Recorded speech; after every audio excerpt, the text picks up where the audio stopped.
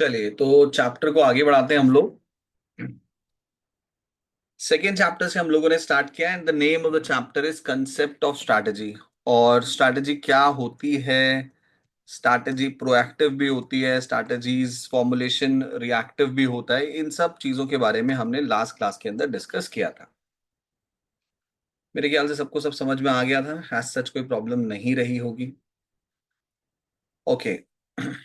हमने ये भी देखा था कि जब भी कोई स्ट्रैटेजिक प्लानिंग होती है तो जनरली हर एक स्टेक होल्डर पर क्या इम्पैक्ट पड़ेगा उस स्ट्रैटेजी का जो बनाई जा रही है, इसे समझा जाता है, कंसिडर किया जाता है एंड अकॉर्डिंगली ये इंश्योर किया जाता है कि किसी भी स्टेक होल्डर की वजह से ऑर्गेनाइजेशन का लॉन्ग रन में नुकसान ना हो। हम ये तो नहीं बोलेंगे कि हर एक स्टेक होल्डर का इंटरेस्ट प्रोटेक्ट करना है, बिकॉज हम लोग सब ये बात जानते हैं कि स्टेक होल्डर के इंटरेस्ट के बीच में कॉन्फ्लिक्ट होता है।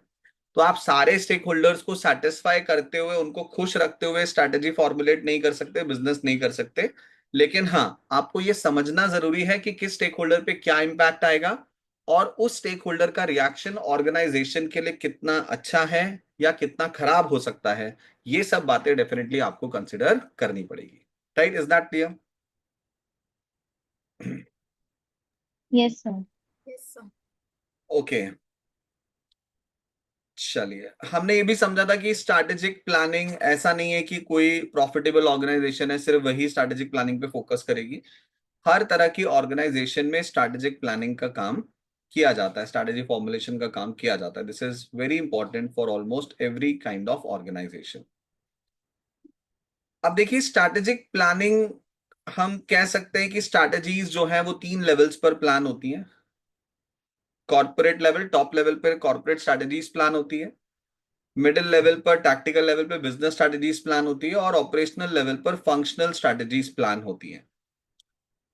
हावेवर स्ट्रैटेजी वर्ड अपने आप में टॉप लेवल पर क्या हो रहा है इसी को रिफ्लेक्ट करता है, but we know that operational level पर भी एक सुपरवाइजर को भी हो सकता है डे टू डे बेसिस पर काम को बेस्ट कैसे करना है। जैसे मान लो किसी दिन उसको दिख रहा है कि आज मेरी 25% वर्कफोर्स स्ट्राइक पर है या किसी कारण से छुट्टी पर है, तो ऑपरेशंस मिनिमम इम्पैक्ट हो इसके लिए भी उसको कुछ स्ट्रैटेजी बनानी पड़ेगी। So that type of strategy at that time could be called as functional strategy, उसको हम फंक्शनल स्ट्रैटेजी बोलेंगे। तो स्ट्रैटेजीज तीनों लेवल्स पर प्लान की जा सकती है। अब जैसे अगर मैं कॉर्पोरेट स्ट्रैटेजी की बात करूं स्पेसिफिकली, तो here we can see that corporate level पर मोस्टली जो स्ट्रैटेजीज बनाई जाएगी उनका जो मेन फोकस है वो इस बात पर होगा कि ऑर्गेनाइजेशन को कैसे आपको कंटिन्यूसली ग्रो करना है, कैसे ऑर्गेनाइजेशन को आगे लेकर के जाना है। डाइवर्सिफिकेशन से रिलेटेड अगर कुछ प्लानिंग चल रही है तो वो भी डेफिनेटली कॉर्पोरेट लेवल पर होगी। सारिया, डाइवर्सिफिकेशन का मतलब पता है ना? यस और नो? क्या होता है डाइवर्सिफिकेशन, बताओ मुझे। हम्म। What is diversification?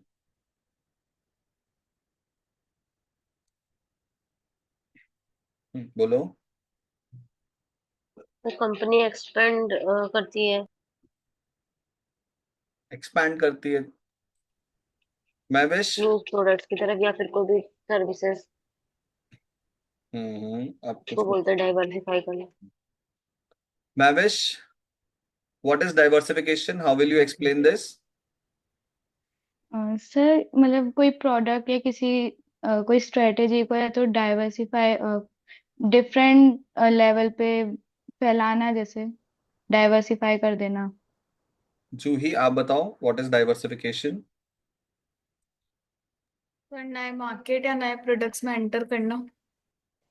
नए प्रोडक्ट्स में और नए मार्केट्स में एंटर करना, this is basically called as diversification. ठीक है। देखो, डाइवर्सिफिकेशन का मतलब है कि अगर कोई सर्टेन ऑर्गेनाइजेशन है वो सर्टेनली एक ही प्रोडक्ट पे बिजनेस कर रही है, अब उसको लगता है कि भाई हमें कुछ नया प्रोडक्ट भी चालू करना चाहिए, तो जब वो कुछ नया प्रोडक्ट चालू करने के बारे में सोचेंगे तो it will be said that कि वो क्या कर रहे हैं, वो डाइवर्सिफाई कर रहे हैं।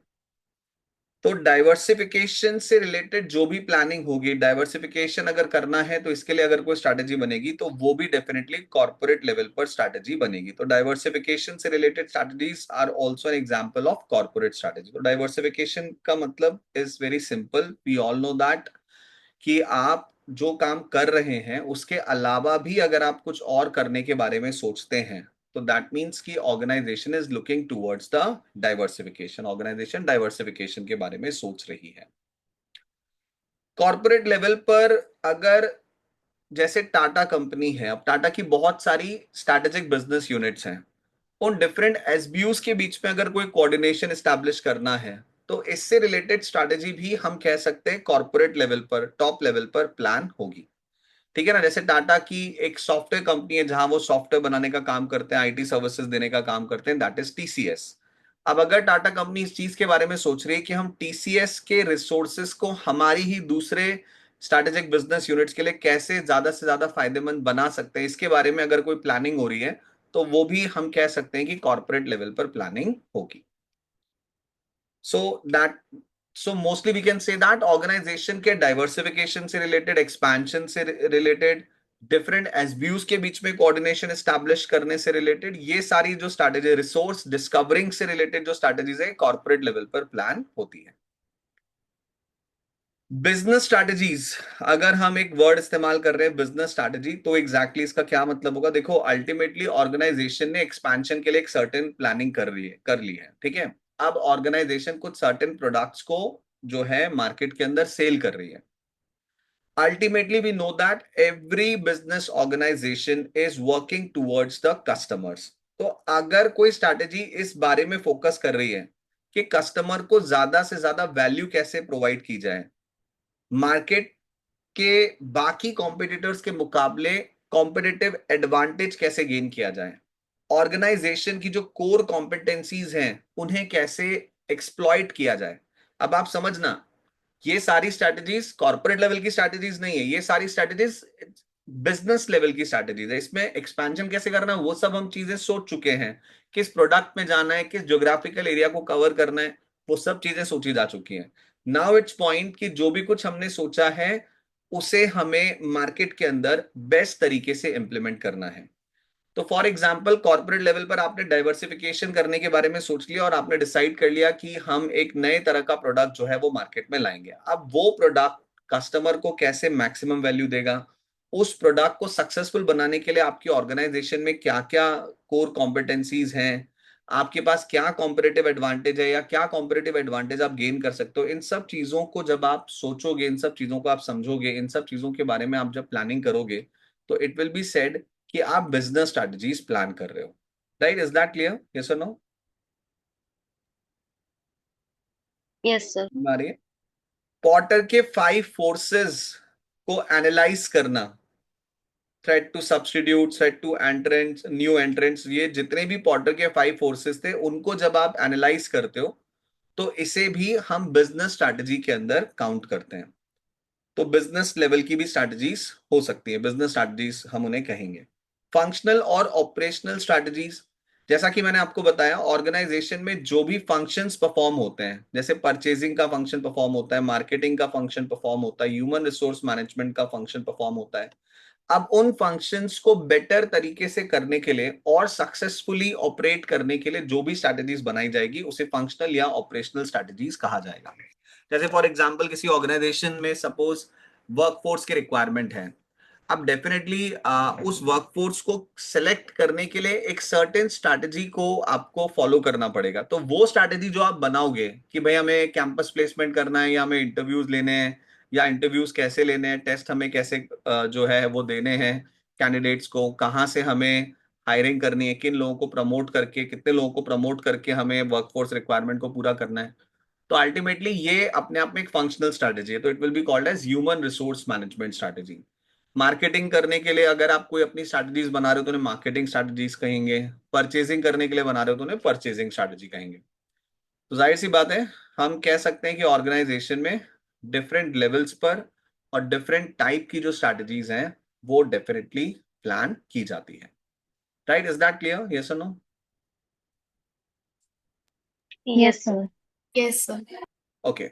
स्ट्रैटेजीज जो ऑपरेशनल लेवल पर होती है वो काफी ज्यादा स्पेसिफिक होती है, हम समझ सकते हैं, क्योंकि आप एक सर्टेन फंक्शनल एरिया को आप फोकस कर रहे हो। तो जो स्ट्रैटेजीज फंक्शनल लेवल पर बनाई जाती है वो काफी स्पेसिफिक स्ट्रैटेजीज होती हैं। ठीक है। अच्छा, अब एक इंपॉर्टेंट बात है जो समझना जरूरी है और बहुत लॉजिकल सी बात भी, it's a very simple thing कि डिफरेंट लेवल्स पर जो भी स्ट्रैटेजीज बनाई जाएंगी दे शुड बी कंसिस्टेंट। आप ऐसा तो बिल्कुल नहीं हो सकता कि कॉर्पोरेट स्ट्रैटेजी आप कुछ सोचने के लिए बना रहे हो and at the same time business strategy उसका बिल्कुल उलट कुछ प्लान कर रही है। जैसे कि फॉर एग्जांपल कॉर्पोरेट लेवल पर एक स्ट्रैटेजी बनाई गई कि हम प्रीमियम क्लाइंट्स को टारगेट करेंगे और उन तक हम अपने प्रोडक्ट्स को पहुंचाएंगे और हम कोशिश करेंगे कि हम हाई टिकट क्लाइंट्स रेस करें और महंगे में सामान बेचें। जाहिर सी बात है, महंगे में सामान बेचेंगे तो ज्यादा रेवेन्यू फर्म के पास आएगा, एक डिफरेंट तरह का जो स्टेटस है वो फर्म का क्रिएट होगा। अब अगर कॉर्पोरेट स्ट्रैटेजी ये बनाई गई है तो बिजनेस स्ट्रैटेजी को भी इस कॉर्पोरेट स्ट्रैटेजी के हिसाब से होना होगा। अब बिजनेस स्ट्रैटेजी बनाते समय आप ये नहीं सोच सकते कि हमें क्वालिटी में थोड़ा कॉम्प्रोमाइज करना है ताकि हम सामान सस्ते में जो है हमारे प्रोडक्ट को सस्ते में हम बना करके और सस्ते में बेच सके। अगर आप बिजनेस लेवल पर क्वालिटी कॉम्प्रोमाइज कर रहे हो या लो क्वालिटी रिसोर्सेस को इन्वॉल्व कर रहे हो तो कॉर्पोरेट लेवल पर आपने जो स्ट्रैटेजी बनाई कि आपको प्रीमियम क्लाइंट्स को टारगेट करना है, हाई टिकट क्लाइंट्स को आपको अपना माल बेचना है, तो ये दोनों आपस में कॉन्ट्रडिक्टरी स्ट्रैटेजीज हो जाएंगी। बात समझ में आ रही है? तो कॉर्पोरेट लेवल की स्ट्रैटेजी के हिसाब से बिजनेस लेवल की स्ट्रैटेजी बनानी है और बिजनेस लेवल की स्ट्रैटेजी के हिसाब से फाइनली ऑपरेशनल लेवल की स्ट्रैटेजीज बनेंगी। भाई आपने जिस तरह से रिसोर्सेस अरेंज किए हैं, ठीक है, उसी के हिसाब से आपको अपने ऑपरेशनल लेवल की स्ट्रैटेजी बनानी पड़ेगी। Right? Is that clear? Yes और no? Yes sir. So that is the point. ये एक इलिस्ट्रेशन है। आई विल सजेस्ट कि इस इलिस्ट्रेशन को आप एक बार पढ़ के देखिएगा, ठीक है ना। तीन तरह की स्ट्रैटेजी है, क्या है, तो जस्ट गो इनटू दिस, तो आपको थोड़ी सी इससे क्लैरिटी मिलेगी। ठीक है, ओके। ये टेस्ट योर अंडरस्टैंडिंग में देखो, मैं जब आपको पूरा ये एसबीएल पढ़ाऊंगा ना तो मैं आपको टेस्ट योर अंडरस्टैंडिंग के डाउट्स क्लियर करूंगा। आपको खुद से पढ़ना पड़ेगा और खुद से मेरा आपको सजेशन ये रहेगा कि आप पहले जब टेस्ट योर अंडरस्टैंडिंग पढ़ें तो आप उसको पहले खुद से उसका आंसर लिख के देखें एंड देन उसके बाद अपने आंसर को, जो आपको आंसर गिवन है यहां पर, उसके साथ आप कंपेयर करें। ठीक है, यहाँ पे आपको ना अपना थिंकिंग बहुत ज्यादा, आपको अपनी क्रिएटिविटी बहुत ज्यादा इस्तेमाल करनी है। ठीक है ना, क्रिएटिविटी इन द सेंस कि आपको ये इंश्योर करना है कि आपका दिमाग ये सोच सके कि एग्जैक्टली क्वेश्चन क्या कह रहा है और इसका बेस्ट पॉसिबल आंसर क्या हो सकता है। तो ये टेस्ट योर अंडरस्टैंडिंग और ये इलिस्ट्रेशन, ये आपको पढ़ना है। Okay, is it clear? Yes, sir. Yes yes. Sir. Okay, चलिए अब there is a model that is called as Johnson, Scholes and Whittington model। Short में इसको JSW मॉडल बोलते हैं। तो ये तीन स्कॉलर्स थे, इन्होंने स्ट्रैटेजिक प्लानिंग करने के लिए एक सर्टेन कुछ, एक we can say that methodology समझाई। इसी मैथोडोलॉजी को JSW मॉडल बोलते हैं। As per this JSW model किसी भी ऑर्गेनाइजेशन को स्ट्रैटेजिक प्लानिंग कैसे करनी चाहिए? सबसे पहले ऑर्गेनाइजेशन को अपना स्ट्रैटेजिक पोजीशन एनालाइज करना चाहिए। सबसे पहले आपको यह देखना चाहिए कि आपकी इंडस्ट्री में क्या स्ट्रैटेजिक पोजीशन चल रही है। You are on the weaker side or you are on the stronger side.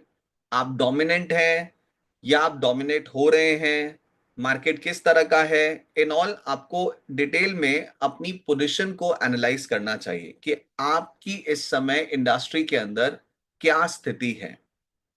So that is the first thing, that is find out your strategic position. अपनी स्ट्रैटेजिक पोजीशन को analyse करो।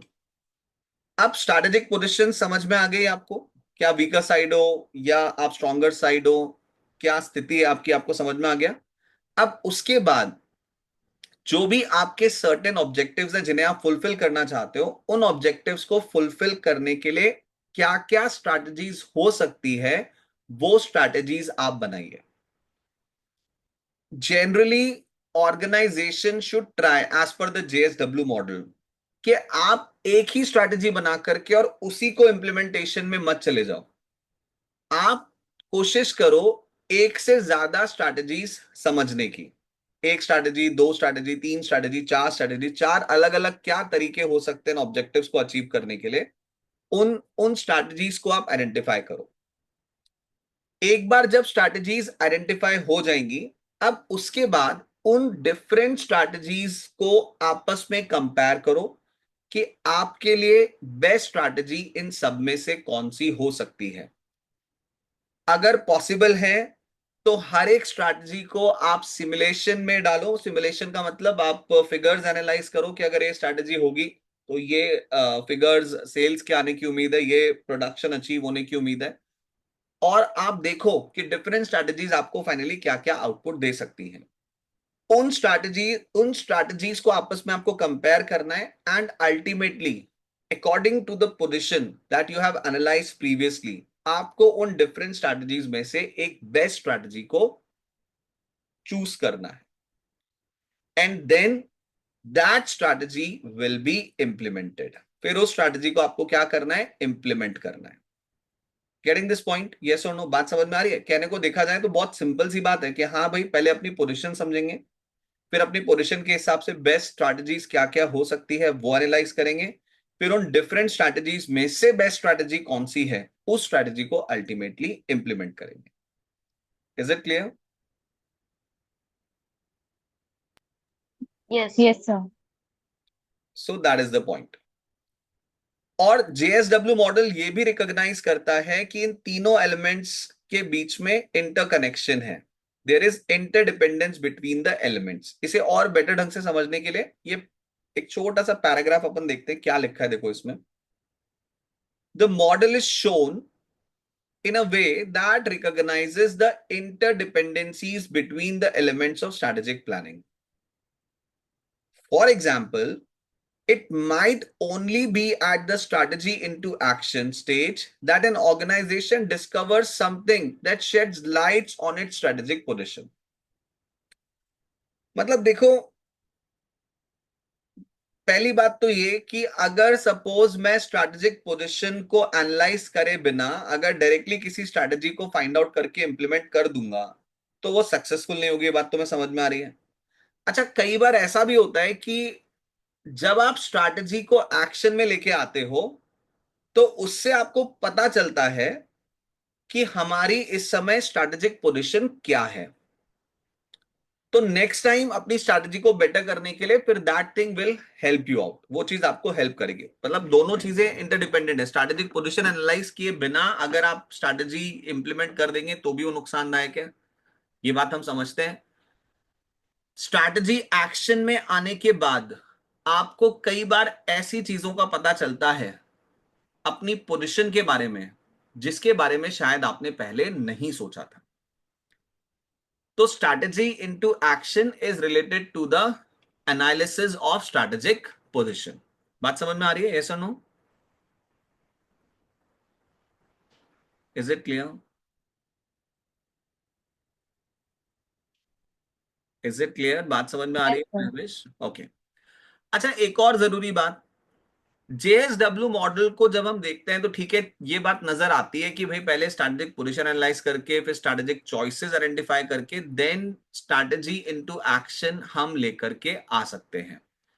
पर JSW model ये भी कहता है कि आप अगर स्ट्रैटेजिक पोजीशन शुरुआत में एनालाइज नहीं करना चाहते हैं, कोई प्रॉब्लम नहीं है, आप किसी भी पॉइंट से इनिशिएट कर सकते हैं। ठीक है, फॉर एग्जाम्पल आपने कोई स्ट्रैटेजी बना के इंप्लीमेंट कर दी एंड देन फिर आप उसके बाद स्ट्रैटेजिक पोजीशन एनालाइज कर रहे हो। मतलब ठीक है, वी कैन से दैट कि आइडियल बात तो ये कि पहले पोजीशन एनालाइज करके फिर स्ट्रैटेजिक चॉइसेस बना के फिर इंप्लीमेंट कर दो। बट अगर आपने पहले कोई स्ट्रैटेजी इंप्लीमेंट कर दी है तो भी ऐसा कुछ नहीं हो गया है कि सब कुछ खराब ही हो गया और ये तो कोई तरीका ही नहीं हुआ काम करने का, ऐसा नहीं है। आप स्ट्रैटेजी इंप्लीमेंट करने के बाद भी इनसाइट्स ले सकते हो, एग्जैक्टली देख सकते हो कि आपकी स्ट्रैटेजिक पोजीशन क्या है, और फिर ये समझ सकते हो। देखो, हमने पहली क्लास के अंदर एक बात पढ़ी थी कि strategy formulation is not always proactive, it is at the same time reactive also. तो ये जो बात है ना कि आप किसी भी एलिमेंट से स्टार्ट कर सकते हो, तो ये रिएक्टिव कंपोनेंट वाली बात आ जाएगी, राइट। तो अगर आपकी स्ट्रैटेजी एक्शन में आप पहले ले आए तो भी कोई प्रॉब्लम नहीं है, पोजीशन एनालिसिस करने में आपको इससे मदद मिल सकती है, रियल इंसाइट्स मिलेंगी आपको कि ये स्ट्रैटेजी फाइनली क्या पोजीशंस पे आपकी फर्म को रख रही है, एंड देन अकॉर्डिंगली फिर आप फर्दर और क्या क्या स्ट्रैटेजीज हो सकती है वो बना करके स्ट्रैटेजिक चॉइसेस क्रिएट कर सकते हो, एंड देन फिर आप बेस्ट स्ट्रैटेजी को इंप्लीमेंट कर सकते हो।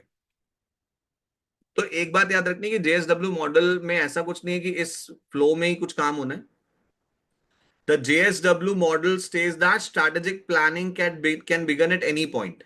For example, firms might decide that they will launch an internal sales division without first carrying out any strategic analysis or choosing how the new strategy might complete. Once the division has put into action, it might then become clearer about what its position is relative to the rivals or customers' needs and how a strategy can be chosen to put the division into the better strategic position.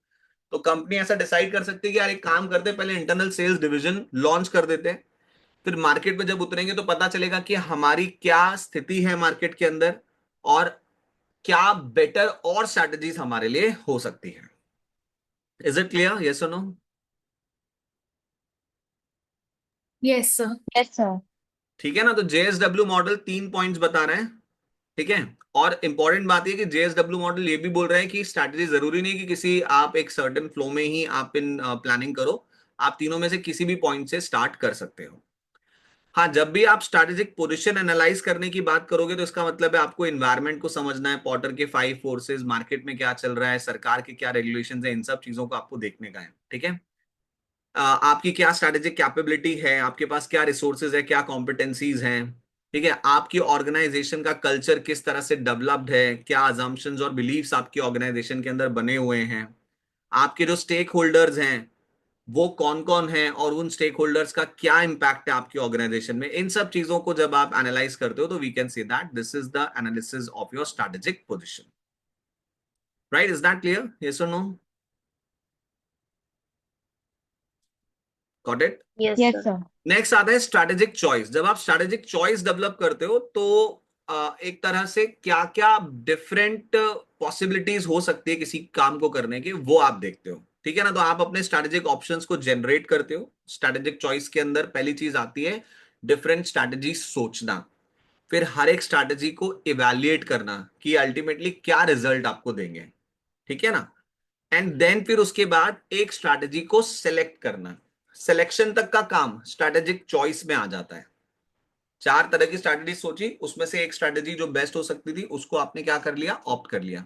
ये चीज कहां तक आ जाएगी, strategic choice तक आ जाएगी।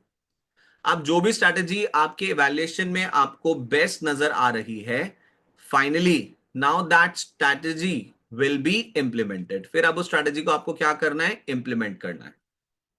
तो जब आप स्ट्रैटेजी को इंप्लीमेंट करोगे तो इंप्लीमेंट करने का मतलब है उस स्ट्रैटेजी के हिसाब से जो भी रिसोर्सेज आपको अरेंज करने हैं, अगर कोई रिसोर्सेज आपको कहीं से लेके आने हैं तो उन्हें वहां से रिसोर्सेज को लेकर के आना, ठीक है। उस स्ट्रैटेजी को इंप्लीमेंट करने के दौरान हो सकता है कि आपकी ऑर्गेनाइजेशन के अंदर लोग थोड़ा रेजिस्ट करें, एम्प्लॉयज एकदम से बात को नहीं समझें, तो उन सारे चेंजेस को मैनेज करना, ठीक है।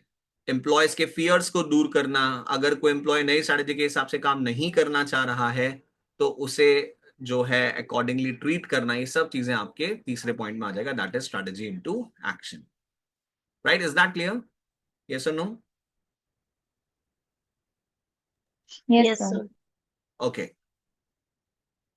देखिए, जब भी कोई स्ट्रैटेजी चूज की जाती है, मतलब जब डिफरेंट स्ट्रैटेजीज के बारे में सोचा जाता है ना, तो एक इंपॉर्टेंट पॉइंट हमेशा आपको एनालाइज करना है, and that point is called as feasibility. Feasibility का मतलब है यू नीड टू अंडरस्टैंड कि जो स्ट्रैटेजी आप सोच रहे हो, देखो सोचने में तो आप कुछ भी सोच सकते हो। जैसे फॉर एग्जांपल मान लो, ठीक है, एक अगर मैं कैजुअल सा एग्जांपल दूं, मान लो आपने सोच लिया कि एसबीएल के अंदर हमें full out of full marks लेकर के आने, फुल आउट ऑफ फुल। तो सोचने का क्या है, कुछ भी सोच लो, AIR 1 लेके आना है, ये भी सोच सकते हो। But you need to understand whether this thing is feasible और नॉट। फिजिबल है कि नहीं है? जैसे कि फॉर एग्जाम्पल मान लो कोई स्टूडेंट है, उसने पढ़ाई स्टार्ट ही नहीं करी और 1 महीने बाद एग्जाम है, या सपोज 20 दिन के बाद एग्जाम है, वो कह रहा है कि नहीं मैं तो मेरी स्ट्रैटेजी मैंने बना ली है और मेरी स्ट्रैटेजी में मैं आई विल अचीव AIR 1। मैं पूरे 24 घंटे पढ़ाई करूंगा, 4 दिन पढ़ूंगा, 1 दिन सोऊंगा, फिर उसके बाद 4 दिन पढ़ूंगा, फिर 1 दिन सोऊंगा, ऐसे करके मैं पढ़ाई करूंगा और मैं AIR 1 लेके आऊंगा। तो क्या लगता है, क्या इस तरह की स्ट्रैटेजी फिजिबल है? यस और नो? No sir. ठीक है ना, कैजुअल सा एग्जांपल दिया है मैंने। एक ऑर्गेनाइजेशन डेफिनेटली टेक्निकल लेवल पर एनालाइज करेगी कि जो स्ट्रैटेजी हम बना रहे हैं, ये स्ट्रैटेजी वाकई में प्रैक्टिकली इंप्लीमेंट हो सकती है, और अगर इंप्लीमेंट होगी तो जो रिजल्ट हम सोच रहे हैं स्ट्रैटेजी का वो आएगा कि नहीं आएगा। ठीक है ना? तो आप जैसा सोचते हो काम हमेशा वैसा 100% नहीं होता, तो आपको पहले से थोड़ा ये भी देखना पड़ेगा ना कि यार कितना फिजिबल है, कितनी पॉसिबिलिटी है इस स्ट्रैटेजी का डिजायर्ड आउटकम देने की। अगर आपको दिख रहा है कि नहीं यार ये स्ट्रैटेजी फिजिबल नहीं है, तो देखने और सुनने में कितनी भी अच्छी क्यों ना लग रही हो, आपको उस स्ट्रैटेजी को इंप्लीमेंट करने से, चूज करने से बचना है। Right? Is that clear? Is it? Yes yes. Sir. Yes, sir. हाँ, एक और बात का ध्यान रखना जो अपन ने फर्स्ट क्लास में डिस्कस करी थी। There could be just one strategy chosen or several. There is unlikely to be clear-cut right or wrong choice because any strategy must inevitably have some dangers or disadvantages. So, in the end, choice is likely to be a matter of management judgment. It is important to understand that the selection process cannot always be viewed or understood as a purely objective logical act. क्या कह रहा है ये paragraph? ये paragraph ये कह रहा है जो अपन ने फर्स्ट उसमें डिस्कस किया था ना कि यार चलो स्ट्रैटेजिक चॉइस आप कर रहे हो, सारी बातें आप एनालाइज कर रहे हो, लेकिन दिमाग में ये बात ध्यान रख के चलना कि किसी भी स्ट्रैटेजी को पूरी तरह से सही या पूरी तरह से गलत नहीं कहा जा सकता, क्योंकि हर स्ट्रैटेजी इनएविटेबली कुछ ना कुछ डेंजर्स, कुछ ना कुछ डिसएडवांटेजेस लाएगी ही सही। अब जब वो डिसएडवांटेजेस और डेंजर्स लाए तो उस समय फिर आपको आपस में लड़ने नहीं लग जाना है कि भाई जो मैनेजमेंट के लोग हैं सारे आपस में कह रहे हैं ये स्ट्रैटेजी तो तुमने जो है बताई थी, अब देखो कितना नुकसान हो गया। ब्लेम गेम नहीं खेलना शुरू कर देना है या परेशान नहीं हो जाना है, बिकॉज वी नो दैट कोई भी स्ट्रैटेजी या स्ट्रैटेजिक चॉइस का जो प्रोसेस है ये 100% ऑब्जेक्टिव नहीं हो सकता, ये सब्जेक्टिव प्रोसेस ही है। इसको आप 100% लॉजिकल नहीं कर सकते। यानी कि मैं अपने बिजनेस को सक्सेसफुल करने के लिए सोचूं कि मैं एक ऐसी स्ट्रैटेजी बनाऊंगा जो 100% फिट बैठेगी ही सही, तो ऐसा नहीं हो सकता। ठीक है ना? You can't make a 100% accurate strategy. Right? Is that clear? Yes और no? Yes, sir. Yes sir. Okay, one more thing. जब आप स्ट्रैटेजी को इंप्लीमेंट करते हो तो ऑर्गेनाइजेशन का स्ट्रक्चर आपकी चूजन स्ट्रैटेजी को सपोर्ट करना चाहिए। ऑब्वियस सी बात है, आपने स्ट्रैटेजी ऐसी बना ली जहां पर सीनियर लेवल का बहुत ज्यादा रोल है, और आप ऑर्गेनाइजेशन के अंदर डिसेंट्रलाइजेशन कर रहे हो। दूसरी तरफ आपकी ऑर्गेनाइजेशन में मोस्ट ऑफ द अथॉरिटीज जो हैं वो जूनियर लेवल्स के पास हैं। तो आपको एनालाइज करना होगा कि यार ये मेरा ऑर्गेनाइजेशन स्ट्रक्चर ये है, मेरी स्ट्रैटेजी ऐसी है जिसमें सीनियर का इन्वॉल्वमेंट ज्यादा है, तो मेरा ऑर्गेनाइजेशन स्ट्रक्चर मेरी स्ट्रैटेजी के साथ कंपैटिबल नहीं है। तो या तो ऑर्गेनाइजेशन स्ट्रक्चर चेंज करो या फिर अपनी स्ट्रैटेजी चेंज करो। तो कुल मिला के कि आपको ये एनालाइज करना जरूरी होता है कि स्ट्रैटेजी जो आपने बनाई है whether it is suitable to your organisation structure or not. Is it clear? Yes और नो? यस और no? Yes, sir. Yes sir. Implementation के दौरान रिसोर्स प्लानिंग बहुत इंपॉर्टेंट बात है। जब आप कोई स्ट्रैटेजी इंप्लीमेंट करने के लिए जाओगे तो आपको उसके लिए फाइनेंस लगेगा, आपको उसके लिए ह्यूमन रिसोर्स लगेगा, आपको उसके लिए मशीन्स लगेंगी, बिल्डिंग्स लगेंगी। तो resource planning is one of the important component of the strategy implementation. अब आप समझना जरा एग्जैक्टली स्ट्रैटेजी डिफरेंट स्टेप्स पर कैसे अकम्प्लिश की जाएगी, कैसे पूरी की जाएगी, ये स्ट्रैटेजी बनाते समय नहीं सोचा जाता है। जैसे अगर मुकेश अंबानी रिलायंस के लिए एक स्ट्रैटेजी बना रहे हैं कि भाई मेरे को जो है यूएसए का मार्केट कैप्चर करना है, और मैं यूएसए का मार्केट कैप्चर करने के लिए सपोज एक लेट्स से मैं एक कार यूएसए मार्केट के अंदर लॉन्च करूंगा, एक एग्जांपल ले रहे हैं। तो मुकेश ये एक कॉर्पोरेट लेवल की स्ट्रैटेजी है, ठीक है ना। इसमें यूएसए के अंदर मार्केट में जाना है, कार लेके मार्केट में जाना है। थोड़ा आप ये सोच सकते हो कि इनिशियली आप कौन से सेगमेंट को टारगेट करोगे, तो ये सब चीजें कॉर्पोरेट लेवल की स्ट्रैटेजी हो सकती है। इम्प्लीमेंटेशन के टाइम पे जो बारीकियां है ना, पैसा कहां से आएगा, प्लांट कहां डलेगा, ठीक है, ह्यूमन रिसोर्स कैसे हायरिंग होगी, ये सब बातें इम्प्लीमेंटेशन का पार्ट है। तो रिसोर्स प्लानिंग सुनने में ऐसा लग सकता है कि क्या बनाते समय स्ट्रैटेजीज को या स्ट्रैटेजिक चॉइसेस को एनालाइज करते समय क्या उस समय रिसोर्स प्लानिंग होती है, तो that's not the point. Ultimately resource planning implementation का पार्ट है। जब आप स्ट्रैटेजी को इंप्लीमेंट करते हो तो उस समय आपको रिसोर्स प्लानिंग एंड ऑल इन सब चीजों पर फोकस करना होता है। Right, is that clear? Yes और no? Yes, sir. Yes sir.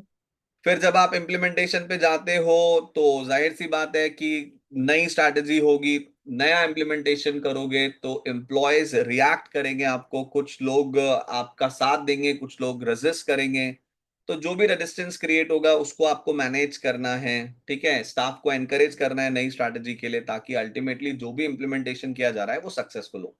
तो ये मैनेज करना चेंज को, this is also the part of strategic implementation. ये भी स्ट्रैटेजिक इम्प्लीमेंटेशन का ही पार्ट है। Right, is that clear? Yes yes sir. Sir. चलिए, तो टेस्ट योर अंडरस्टैंडिंग 3 तक एक बार आप पढ़ लीजिए, ठीक है ना। ये आपको मेहनत लगेगी इसको करने में, है ना। तो यहां तक आप एक बार पढ़ लो, जितना भी कुछ कंटेंट लिखा है उसको एक बार डिटेल में आप रीड कर लो। फिर नेक्स्ट क्लास हम लोग मंडे को करेंगे। यहां तक आपको सब अच्छे से पढ़ लेना है। वर्ड के अंदर टेस्ट योर अंडरस्टैंडिंग आपको टाइप करके मुझे फाइल भेजनी है। पहली बार में पढ़ने के बाद आपको आंसर समझ में नहीं आए, कोई प्रॉब्लम नहीं है। पीछे आंसर देखो, पूरा आंसर पढ़ो, पढ़ने के बाद उसको बिना देखे लिखो। एसबीएल के पेपर में आपको बहुत लिखना पड़ेगा और आपकी वोकैबुलरी यहाँ पर अच्छी होनी चाहिए, आपको लिखना आना चाहिए, वर्ड्स मिलने चाहिए, ठीक है ना। तो यहाँ टेस्ट योर अंडरस्टैंडिंग 3 तक का पूरा सॉल्यूशन वर्ड की फाइल में बना के और आप लोग मुझे भेजेंगे। ओके। सर इसमें छोटे छोटे क्वेश्चंस आते हैं या लॉन्ग क्वेश्चंस आते हैं? लॉन्ग क्वेश्चंस आते हैं मोस्टली। सब्जेक्टिव जो आपको आंसर करने हैं वो लॉन्ग ही होंगे, छोटे छोटे तो नहीं होंगे। मतलब कम से कम 100-200 वर्ड्स लिखने की प्रैक्टिस तो होनी चाहिए आपको, है ना। ठीक है, यस सर। चलो, तो वो भी प्रैक्टिस अपने को टाइमली कंप्लीट करनी पड़ेगी। ओके, चलो। सर आपने स्टडी टेक्स्ट नहीं भेजा था। स्टडी टेक्स्ट नहीं भेजा था, चलो मैं ग्रुप पे भेज देता हूँ अभी, है ना। ओके। Okay sir.